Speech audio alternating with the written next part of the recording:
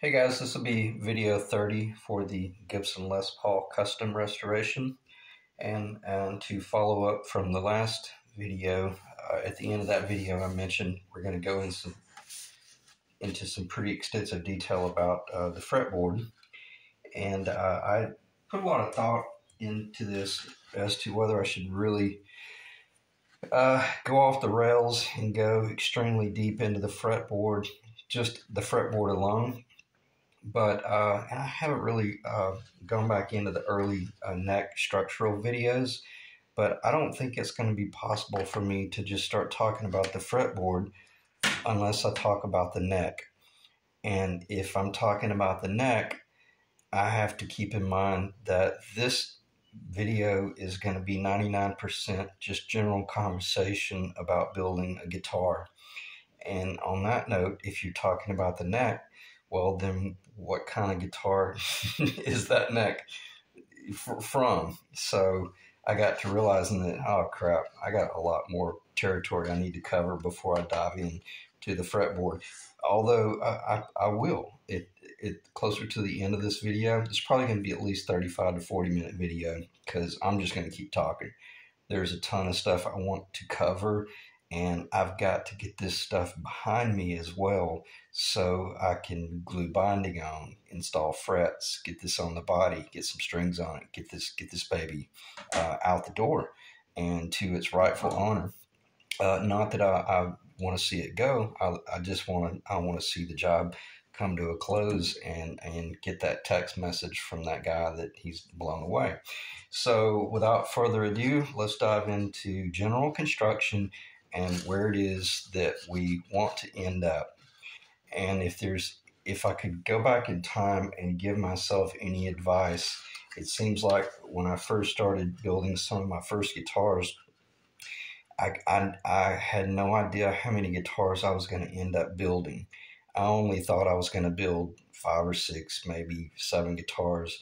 And then within that 5 or 6 realm of guitars, I was going to have my dream guitar. And I'm just here to tell you, and I hope I don't break anybody's hearts, it ain't going to happen. You're not going to come out of the gate. It's probably going to take you a minimum of 5 guitars just to really understand what it is that you're doing. And it'll probably be 10 or 15 guitars until you really get to the point to where you actually really enjoy it and you're really, good at it. Good enough that you can say that and know you're not being arrogant or cocky.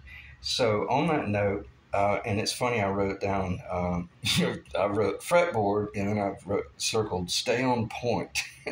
and the more I thought about it, it's like, it's impossible. There's so much information, but I also included, out to the side of that, what's your dream guitar? And sometimes that makes it simple. And I'm just general conversation to whomever is watching this video right now. If we were hanging out in the backyard, grilling a steak, and having a beer, and we were talking about, you're thinking about building a guitar, my question would be, well, what's your dream guitar? And if you told me, oh man, a D'Angelico jazz guitar, 17-inch body, X-braced, and my next question would be, and how many Telecasters have you built yet? Because that doesn't need to be your first guitar. That's cool. Let it be your dream, but let's reel this dream back in to reality, and let's build something that's easy to build, is enjoyable. And I'm not talking about a kit. I'm talking about taking S4S material, or not even S4S. I'm talking about taking rough material and turning it into a guitar.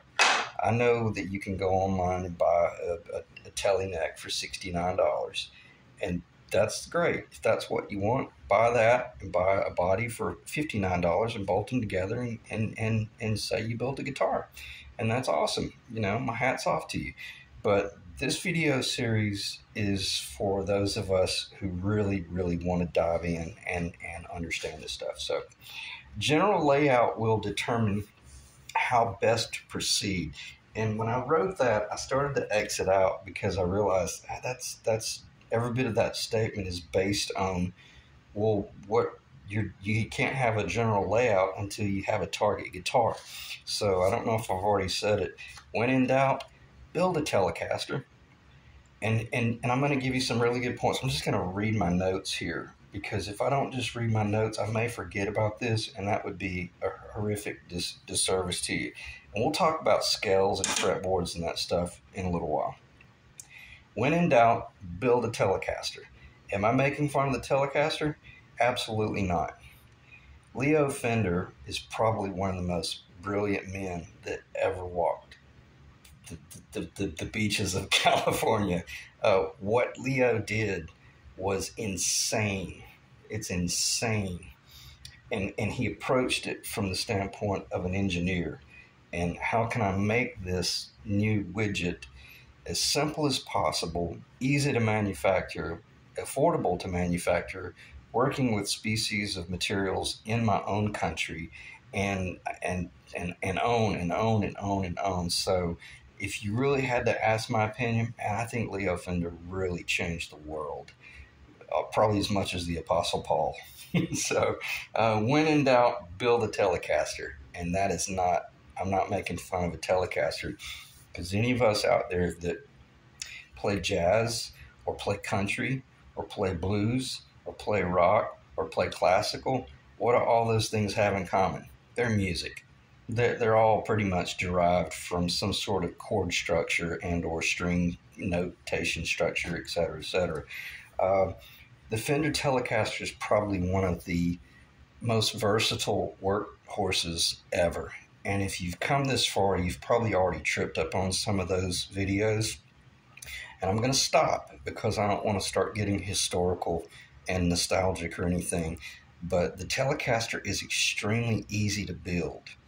And it's very rewarding to build. It's so simple that it's insane. And I made some points here about why build a Telecaster. Well, first off, the maple, I don't know about other countries, but in America, bird's eye maple, rock maple. I'm not talking about big leaf. Stay away from big leaf. It's too soft. Stay away from figured. If you're going to have figured, have bird's eye be your figure. And if you're lucky enough to find a piece of maple that has flame in it, don't build a neck out of that, man. Put that on save that till you get good and put that on a Les Paul Sunburst replica, the arch top. But the maple is affordable. It sounds incredible. It's very forgiving. Even if you're not the best luthier in the world, it's going to sound incredible. There's no binding. You don't have to fool with binding.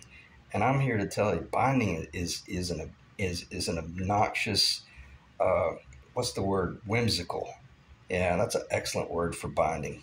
This guitar is beautiful. I love it. But binding is so whimsical. It's just so unnecessary. But man, it is beautiful to look at. So we'll leave it at that. But for your first build, oh man, stay away from binding if you can. Or if you're going to do binding, just do one piece of binding. All right, the next thing, it sounds great. It's safe to work. Now, I've already told the stories in one of my early videos. I got in major trouble working, and I'm scared. It's probably over there. Probably got locked up. I'm almost scared of it. The rosewood, very dangerous wood to work with. Maple, I think if you're in America, probably going to be one of the safest woods to work with. I've never had any health issues working mahogany. I'm not really sure, even though, well, you know, we do have mahogany growing in Florida, but it's not luthier type quality. It's nowhere near the African or Honduran, South American, et cetera, mahogany. And then also the resale. And I'm glad I thought about this a little while ago. And I don't care if this video goes for 20 minutes as far as the introduction. This is so critical. But the reason I open up this video with the fact that I'm going to better check the video and make sure it's even recording. That'd be awful to know that I'm just standing here talking to myself. But the reason I open up this video and help and put your heart into check, don't plan on keeping your first guitar. Don't plan on keeping your second guitar. don't plan on keeping your third. Odds are, and don't think that you're gonna it's gonna be an heirloom to your children. Yeah, odds are they probably aren't gonna want it because it's something that you didn't really know exactly what you were doing anyway. Plan on selling it. Enjoy it long enough to put it on eBay and just unload it. Why? Because we're learning how to build guitars. And even if you build a moderately okay Telecaster, you're going to be able to get $500 for it. Even if it's just the body and the neck and fretboards. In other words, if it's not loaded, if it's an unloaded guitar but all it has on it is a bridge and tuners and in other words, a playable guitar, but non-loaded, you'll get $400 to $500 for it. You could probably build one, and I need to back up because I don't need to start talking about body woods. You could build a telly you go to your local big box, buy some pine off the shelf, call it a pine caster or whatever the heck they're calling those things, and that might hurt the value, but at least you figured out how to use a router. But always use the maple neck. Or worst case scenario, since it is a bolt-on, and keep this in mind, once you glue that neck to that body, if you sell it, that's the way you got to sell it. And that's the way you got to ship it. And you better hope and pray that someone from the UK does not buy that guitar. Because if you have to ship that guitar in a case, in a box to the UK, it'll probably cost you $100, $150, and you only sold it for $2 or $3. So keep that in mind. If you build the telly or a bolt-on neck, you can unscrew that neck. You can sell the neck and keep the body, or sell the body and keep the neck. You see what I'm saying? Or you can keep those prize tuners and put them on your second guitar. Or maybe that neck turned out really, really good, but you realized, I don't ever want to build another neck. That was miserable, but I want to build a body out of ash now. Or I want to build a thin line, or I want to blah, blah, blah, blah, blah. Then you can bolt that neck onto your next body. So I think I gave you a lot of information there to keep you on point, even though this whole video series has been about restoring a Les Paul. I've been doing this an extremely long time, and if I don't think a Les Paul from S4S wood, even if it was pre-planed, I don't think you'd be able to pull it off. There's just way too much engineering going on there. And especially the fact when you start factoring in the arched top, the neck is mounted to the body on a pitch. And what is the pitch? Well, they vary. Well, what causes them to vary? Well, Gibson knows, and you see what I'm saying? They've already engineered through all those things, and you don't want to learn how not to build a guitar, and you're sitting there looking at a beautiful piece of mahogany that you got all ambitious about and bought for $150, and a piece of Honda mahogany neck that you bought for $90, and you thought you were going to be able to pull this off. I'm not being a smartass. I'm just trying to help you guys that are a little excited about this, those 2 to 3 people out there that really want to try this. Let's start with a Telecaster first, and then let's plan on selling it, and we'll go from there. Okay, and then build up. Maybe then build a Strat and see what it feels like to do body contouring. You see what I'm saying? Because the Strat has all the cutaway in the back, the belly cutaway, and the tilted bass bout and all that stuff. So you'll start getting a feel for doing a little bit of shaping. Then maybe move into trying a Les Paul Jr. or a Flying V or an SG or something like that, and then graduate up to a Les Paul and go from there. All right, so now I'm going to back up and say the reason I brought that up is if we're going to build a guitar, but let's say we're going to be stubborn. Better keep this over here. And you're like, nope, I'm building a Strat. I want a Strat. I don't want a Telecaster. I want to dive right in. We know what? That's cool, because the neat thing about the Strat and the Telecaster, the scales are identical. The Strat and the Telecaster is a 25.5-inch speaking length or a 25.5-inch scale. I'm going to cover this within about 3 seconds. The scale and the speaking length are the same thing. and if that's in the camera, it's not in the camera. The scale and the speaking length start from the fretboard side of the nut and go to the roughly the center of the bridge. That's called the scale. A Fender, a Tele, and a Stratocaster has a 25.5-inch scale. The Gibson Les Paul, the Gretsch, Silver Jets, and all of the small body arch top Gretsch type guitars, they roughly have a 24 3/4-inch scale is what they call it, but it can vary anywhere from 24 9/16 up to 24 3/4. So once you've determined what your scale is, let's stay on point and say we're going to build that Strat. I don't think I'm going to make this confusing for myself, but we're working with a 25.5-inch scale on that guitar. So where do we start? All right. Well, let's say we're going to build like a Kramer, like an old an 84, and I'm not going to start talking about the body. I just want to talk about the neck.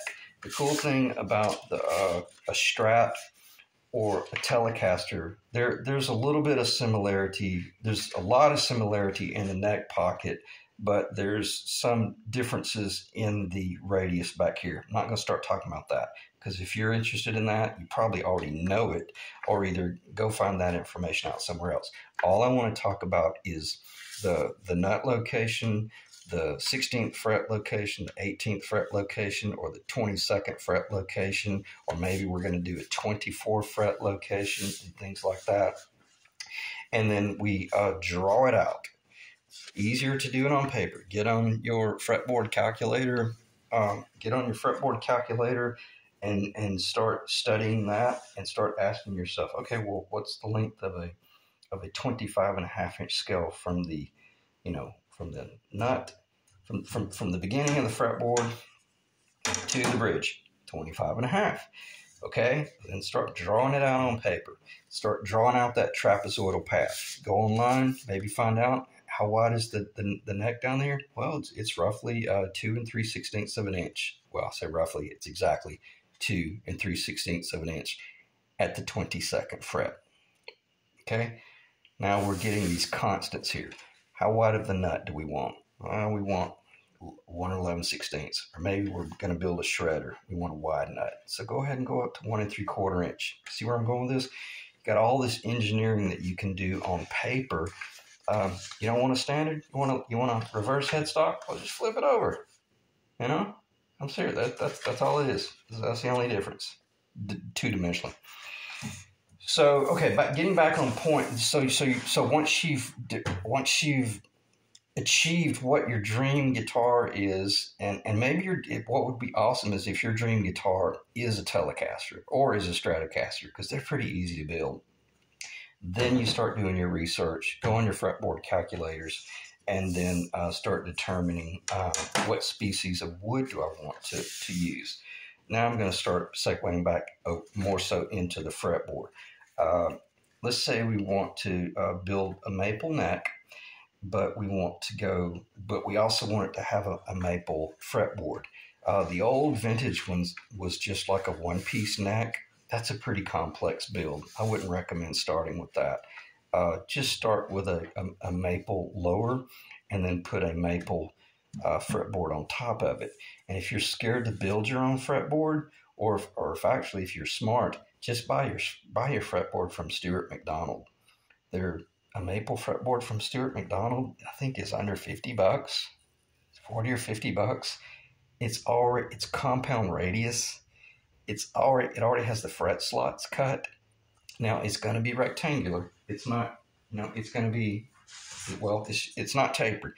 You'll have to do the tapering, but that's pretty simple to do.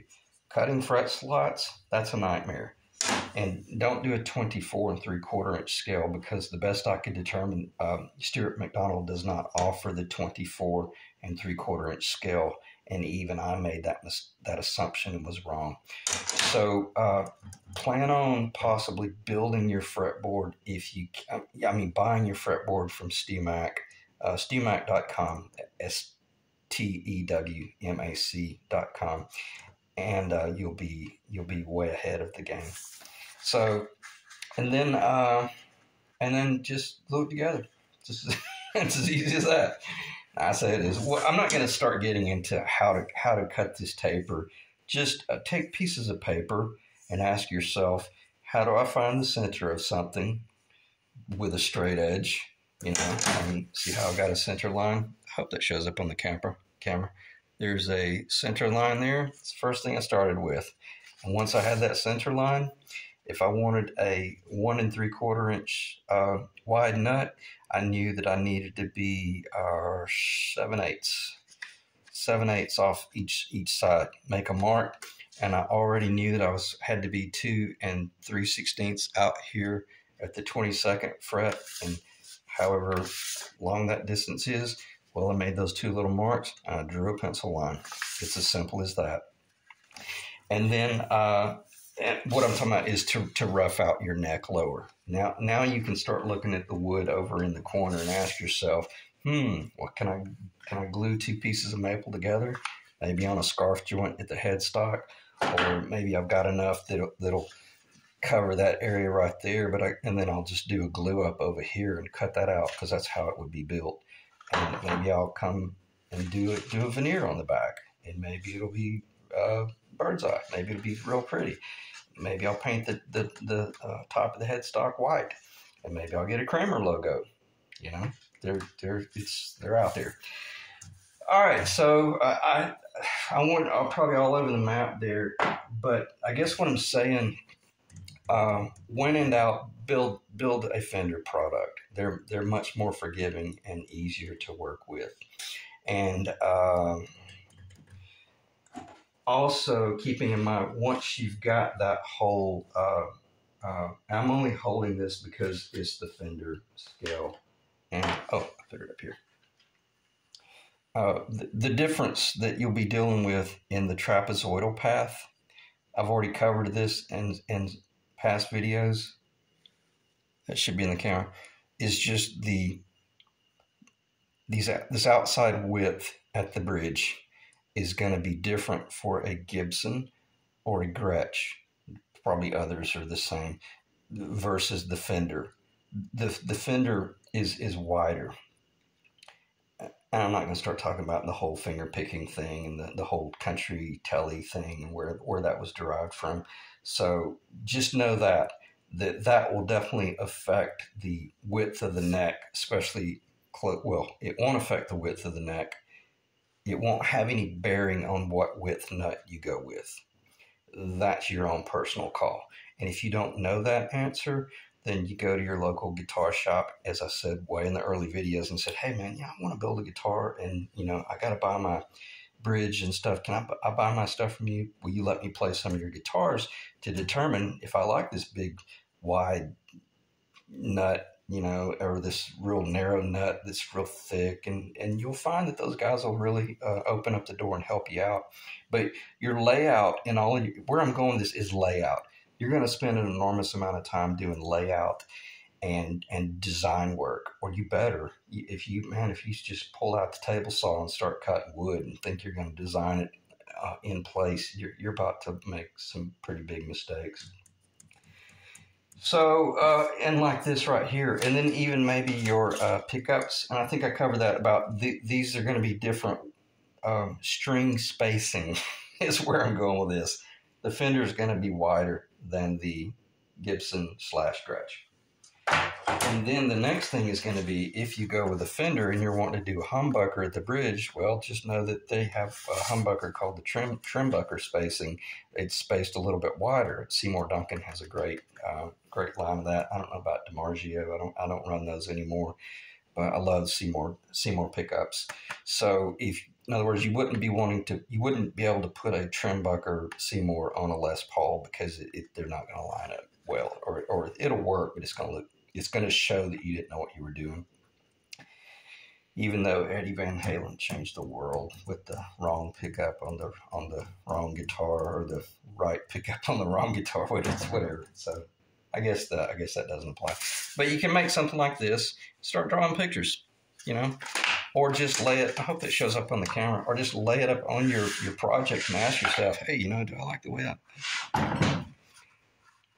Where am I? Let me see if I can make this work. You know, do I like the way that looks? You know, yeah, I do. I like that. That's cool. Or, dude, no, that looks. Oh, that's wrong. It needs to have covers. This is what I was talking about. You start working through all the layout and all the design, and you might realize that, wow, I don't like that. I thought I would, but I realize now, oh, that's wrong. It would look so much more classy to blah, blah, blah, blah, to go this route. So, I'm not sure what all I covered there other than just way, way all over the map about kind of keeping yourself in check. Don't get excited, and don't think that you'll be able to change the world within the first 2 or 3 guitars. It's really difficult, or it is if you're not realistic. But if you just relax and enjoy yourself, and I was thinking about this one time. If someone really, really wanted to be a woodworker and they just really want to work with wood tools, and they love the whole idea of the smell of the maple and the the sound of the miter saw, it's just as rewarding to build children's toys as it is to build a guitar. Why? Because it's the exact same principle. Everything that you're doing. Children's blocks, they're made out of maple. Little choo-choo trains, they're typically made out of pine or maple. There's nothing sweeter than your basement shop after you've been cutting a bunch of antique pine. It's the most incredible smell. So, if you want to work wood, and you might find that you have just as much enjoyment and satisfaction out of doing real simple projects as you would be, pulling your hair out over trying to figure out how to install the neck into a Les Paul. So, anyway, fretboards. I don't know. I'm gonna look at the time here. It's probably pretty far. Well, it's not too bad. 27 minutes, and I really don't think I've rambled. It may seem like rambling to some, but I guess all I'm trying to say, just be realistic. And if you've never built any guitars before, but you really, really want to build one, start with a Tele. And maybe if you're afraid to build the neck, well, just buy the neck and build the body. And then I'm going to stop, because if I don't stop, I'll get too general again. Let me get back on point, as I so specifically said in my notes, stay on point about the fretboard. Discuss the target scale. Pick something that is on the shelf at StuMac.com. I already mentioned that. Don't go with a 24 3/4 inch scale, because to my knowledge, they don't cut that fretboard. Odds are you're not going to run into that problem. And if you want to build a Paul Reed Smith copy, well, guess what? Their scale is 25 inches. That's the same thing as a Dobro. So if you go on StuMac.com and you get a Dobro scale, you just bought a Paul Reed Smith scale. So you see how easy that was? Or let's say you want to build a Telecaster or a Strat. Well, they have a little category called Fender fretboards. Or you want to build a Les Paul Jr., they have Gibson fretboards. And once you go on the website, you'll actually educate yourself just like that, just by reading the items that they have for sale. And if there's anything weird about a certain product, at the bottom of their info page, they'll actually even give you kind of like some historical data there that'll help you understand this world so much more. So anyway, but let's say, and I'm going to change gears a little bit, and let's say we were going to build a Les Paul, and we want the Les Paul Custom, and we want the mother of pearl. And do we want to buy this mother of pearl in a bag off of eBay and cut it ourselves? Or do we want to trust the professionals like Stuart McDonald and just buy our mother of pearl from them, knowing that their 12th fret versus their 17th fret is going to be spot on master grade luthier dimensions? And I paid nearly $70 for this mother of pearl. I think either 72 or it was in the $70 range. Was that expensive? I don't know. You tell me. I don't think it is, because it saved me from having to sit over a table with with a wet saw or some sort of hand saw, and it's absolutely beautiful. So I'd say it was a smoking deal, and it's nice and thick. It was easy to install, and made my job a lot nicer. So I'd say buy the product from the pros, and if I could have bought the ebony fretboard from StewMac in a 24 3/4 inch scale, I think it would have been about $70 to $80. Would have paid $150 for it, because it would have allowed me to focus on the body more and not be stressing out about knowing, oh shit, man, I'm gonna have to build that fretboard. Even though I can do it in my sleep, it was one more thing that I knew. Oh man, I thought I wasn't gonna have to do that. So it is what it is. Not complaining, just explaining, as my sister says. All right, so, but let's say you are going to build your fretboard. Now let me check the time. 30 minutes. Very quickly, let me get this stuff off the table, because I don't see any point talking about that or the Gretsch. And I'm going to show you a jig which is very easy to build. I'm going to leave this up here because in a little while, I hope I remember to talk about tap tones and why people love the Les Paul and why it's such a coveted instrument. I better leave that out right there. Just don't need the bridge as much as I need anything else. Okay, where are we? Let me see if I can keep this up here. Because, all right, let's see. Very quickly, I'm going to talk about this.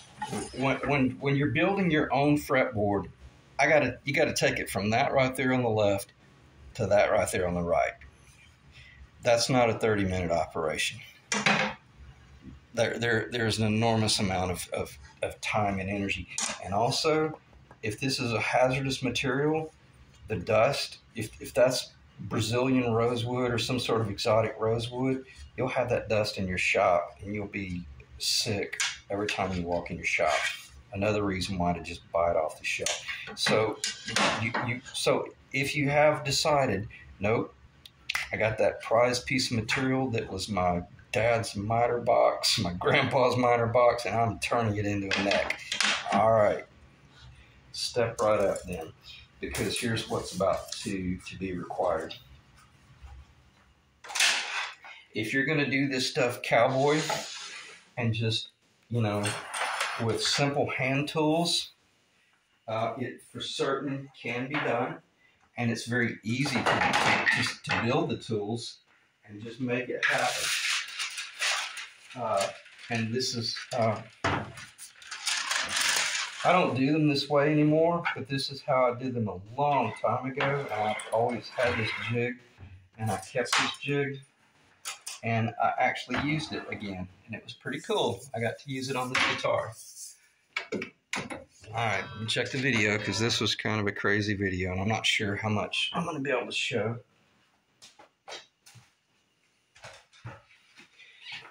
On the table,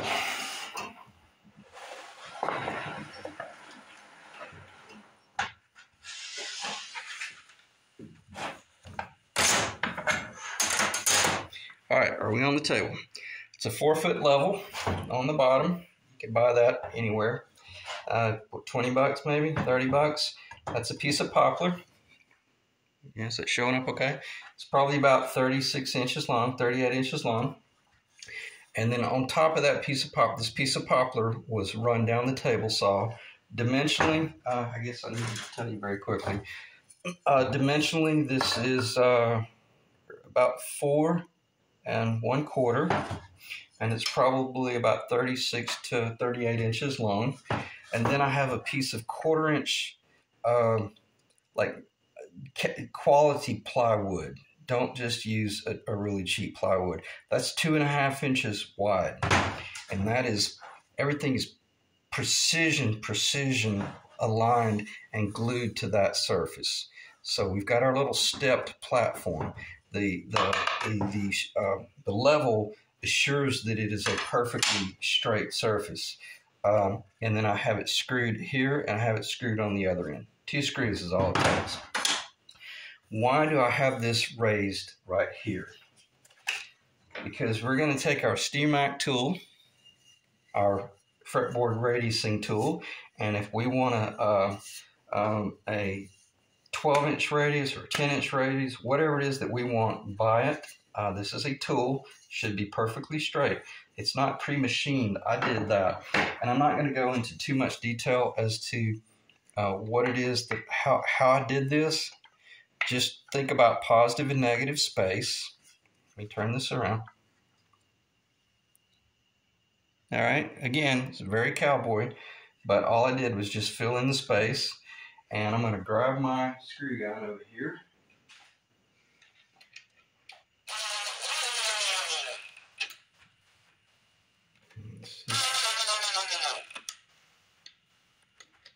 I'll just show you what I'm doing. Very simple. Now what I've done, I've created a little, I've got my sled, and I'm able to slide that. Is that in the camera okay? Yeah, the lighting's better back here. But basically, you're thinking, okay, well, so you're going to start out. Now, you've already tapered your fretboard, unless you want to work yourself to death. And on the end of the fretboard is always long. You leave it long on the nut side, and on the fretboard inside, it's always about 1 inch longer, so you can drill a hole and mount a countersink, a screw, and you screw this to your, and I'm sorry if I was loud in the camera, but I had to look in there to make sure I was on camera. You screw this to the top piece based on the center line. I think you're following where I'm going here. And then once you have that, this depth right in here is engineered so that even if this started out 5/16 of an inch thick, which I wouldn't recommend starting out that thick, you'll work yourself to death if your target is 1/4 inch. Go ahead and start out perfectly flat, 1/4 inch if possible, if you can. If you can't, put calluses on your hands and work down to it. This will guarantee you that you don't over sand or erratically sand the fretboard. It is virtually impossible to freehand sand a S4S piece of wood with a sanding block and end up with a good result. If you can do that, let me know. That's a miracle. So with this in hand, now you'll be able to slide across this fretboard. And typically what I do is I'm not going to go too much into that. When I make my passes, sometimes I'll flip this tool just in the event if this might be worn just a little bit more here than this one is, then if there is just the slightest bit of inconsistency, then I transfer that inconsistency and distribute it equally. I'll do about 5 passes.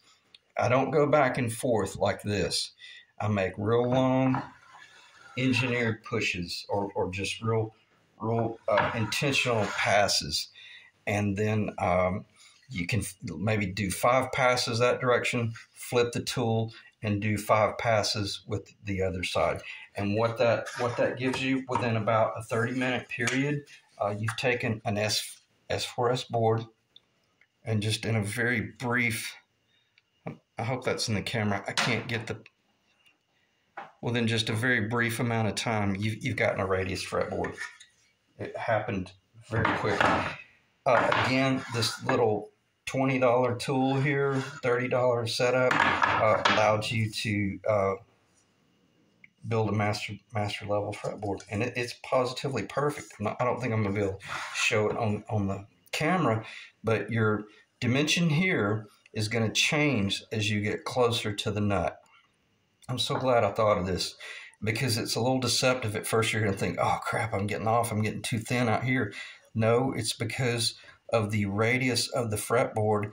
You're further away from the center, which is 1/4 inch in the middle, or whatever your target is. The further you get away from that, the thinner you're going to get out at the outside. And then up here where you're closer to the center line, well, let's just call it the binding. The binding wall is going to be taller roughly, and it's visible. You can see it. It's a little bit taller right at the nut location in comparison to way down here, especially if you get to a 24 fret fretboard. And if it's a 1/4-inch fretboard and a wide fretboard, man, you'll panic. You'll think that you're making a mistake, but they get insanely thin out here. So I hope that makes sense, and I don't want to keep rambling on about this other than you can do things like, and again, this is very cowboy. This is the Simpson Strong Tie LTA 36. I use that as a track. You know, you can put that down as a track on either side, and that will allow you to start doing your sanding, and you'll be a little bit high. It'll raise your tool up, so your tool's not all crazy and cattywamped. You'd rather be easing off the edge, and edge, and then finally get down to the point where it won't sand anymore, and then pull these off. And now you're just on your track. And now you can really start cutting down, and you'll see the mother of pearl. You'll know when you're getting there when you flip your tool over and you see the mother of pearl begin to show in the middle. Once you see that, and I failed to mention the sandpaper you'll be using. Let me just show you this. I know this is kind of chaotic and crazy. See how I cut my sandpaper? See the little notch out right there? It's very intentional. And when I built this tool, see where I'm touching over there? There's a little pocket, and that sandpaper goes up into that pocket. I'm gonna fold it. I hope it works. It'd be awesome if it works on camera. I don't make a fool of myself. It's pretty tight. Sometimes I have to take this side off. I got to show you this, even if I have to take the damn thing off. This is very important.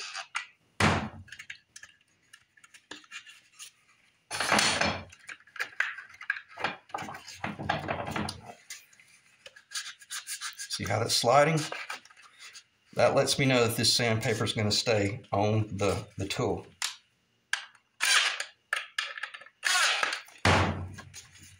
On this end, I fold it up, I fold it over, and I tape it. That's all it needs. Fold this one up, fold it over, put tape on it. It will not come loose. This is 150 grit. You can do 90% of the sanding with 150 grit, and then change over to 220 grit and make. Once you start seeing the mother of pearl show up on the surface, maybe go another 5 minutes or so, and then switch over to 220. And then once you begin to see the ebony, let's say you're sanding ebony, and with a mother of pearl center, so you'll have ebony dust over here, mother of pearl in the middle, and ebony off to the side. And once you see that whole surface of sandpaper covered, switch over to 220 and realize that you're there. You are at your target, and don't keep sanding, don't massage it. You'll lose it if you're not careful. I say that if you've done your engineering properly, you won't lose it because this track will hold you high. Let me check the time. We're at 43 minutes. That was an insane amount of conversation.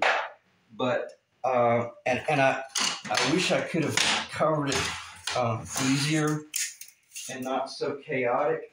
But I think anyone who really knows how to work would. I could have just shown you those images, and probably you would have said, "Oh no, I can build that. I can build that out of, whatever's in my basement." So on that note, now that we're so far into the video, anybody should be able to build their own little fretboard surfacing jig. And you might realize that, well, hey man, I don't need to buy my fretboard from Stuart McDonald for $60. I can take a piece of ebony that I paid $30 for, and I can work it within 6 hours. And you see what I'm saying? You probably could just buy one cheaper from Steve Mac. But if you really want to learn how to do this, that's a real cheap cowboy jig that you can build, and you can pull it off. And I hope the camera keeps rolling because I'm just going to keep talking here off the top of my head. I'm not going to talk about the install of the mother of pearl, but those are epoxied in, and those were cut. They were recess. I cut the recess on my drill press. I did not have a router jig. Every bit of this is laid out by hand with an X-Acto knife and with that jig, because that jig, I'm glad I thought of this, because that jig has that 1/4 inch plate on top. I can use a square or some sort of squaring tool that hangs on that and comes across the fretboard. See what I'm saying? And I can use it as a squaring tool, and I can make those scratches with a, let me slow down. I can use everything square, and then I can use an X-Acto knife and cut those lines dimensionally based on the mother of pearl in one hand and laying up there and things like that. And then every bit of this is done by hand. And just, if you watch me do it, you'd realize, well, that's not that difficult. Yeah, as long as you don't screw up. So, all right. The reason I left these two pieces up here is because I want you to see just the tonal differences of what we're targeting. Let's see if I can do this.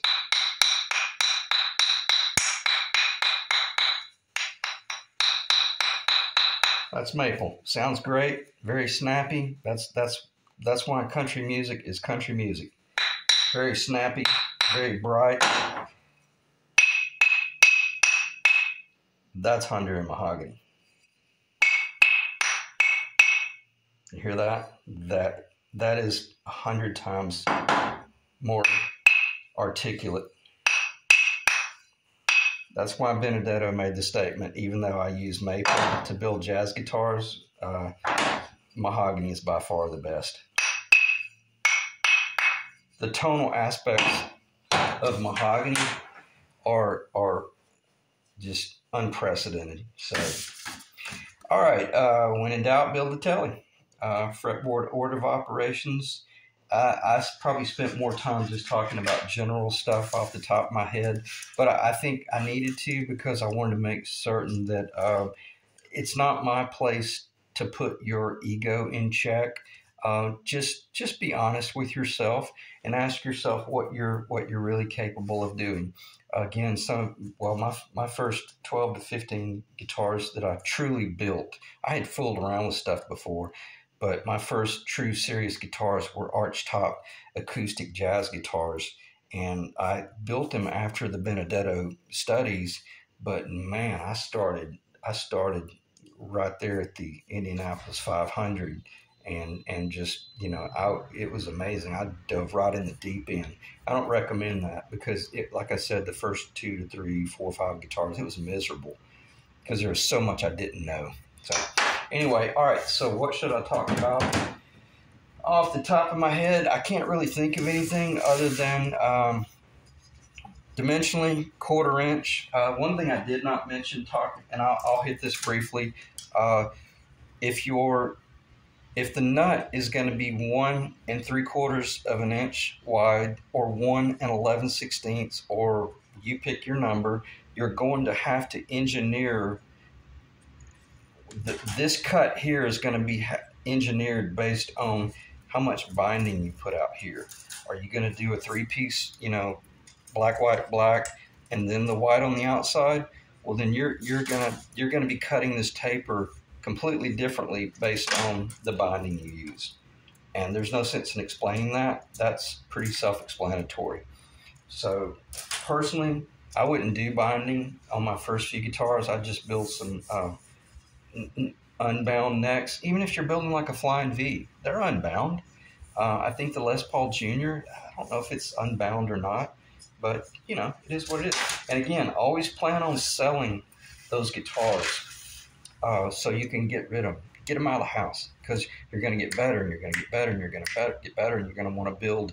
Eventually, you're going to want to build that D'Angelico or that Robert Benedetto, and when you get to that level, that's insane how rewarding that is. So anyway, again, this was an extremely long video, but I warned you on the front end.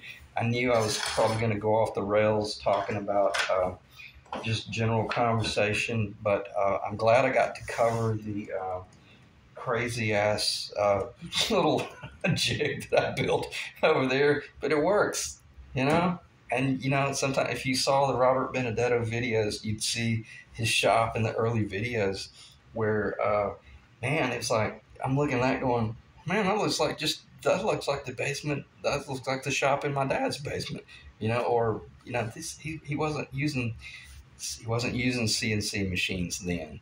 He wasn't using, you know, this, et cetera, et cetera. You can do this stuff by hand. So don't have to revisit that.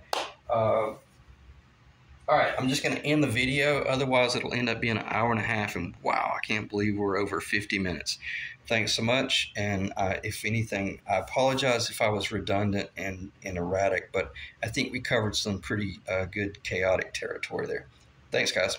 Talk to you later.